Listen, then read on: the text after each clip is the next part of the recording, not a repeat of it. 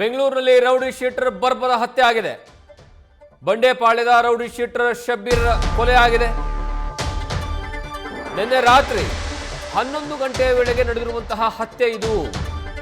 ಹಳೆ ದ್ವೇಷದ ಹಿನ್ನೆಲೆಯಲ್ಲಿ ದುಷ್ಕರ್ಮಿಗಳಿಂದ ಕೊಲೆ ಮಾಡಲಾಗಿದೆ. ಈ ಒಂದು ವಿಚಾರಕ್ಕೆ ಸಂಬಂಧಪಟ್ಟ ಹಾಗೆ ಬಂಡೆಪಾಳ್ಯ ಪೊಲೀಸ್ ಠಾಣೆಯ ವ್ಯಾಪ್ತಿಯಲ್ಲಿ ಘಟನೆ ನಡೆದಿರುವಂಥದ್ದು. ಅದರ ಸಂಪೂರ್ಣ ವಿವರ ಈಗ ಸಿಗ್ತಾ ಇದೆ.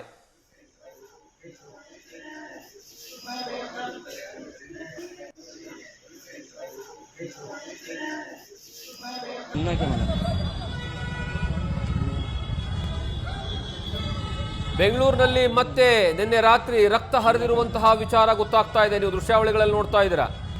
ಈ ವ್ಯಕ್ತಿಯನ್ನು ನಿಮಗೆ ಕಾಣಿಸ್ತಾ ಇದ್ದಾನಲ್ಲ ಫೋಟೋದಲ್ಲಿ, ಇವನು ಬಂಡೆಪಾಳ್ಯದ ರೌಡಿ ಶೀಟರ್ ಶಬ್ಬೀರ್ ಅಂತ.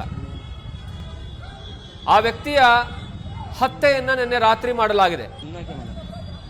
ನಡು ರಸ್ತೆಯಲ್ಲಿ ಹತ್ಯೆಯನ್ನ ಮಾಡಲಾಗಿದೆ. ಆ ರಕ್ತಸಿಕ್ತವಾಗಿರುವಂತಹ ಅವನ ದೇಹ ನಡು ರಸ್ತೆಯಲ್ಲಿ ಬಿದ್ದಿದೆ.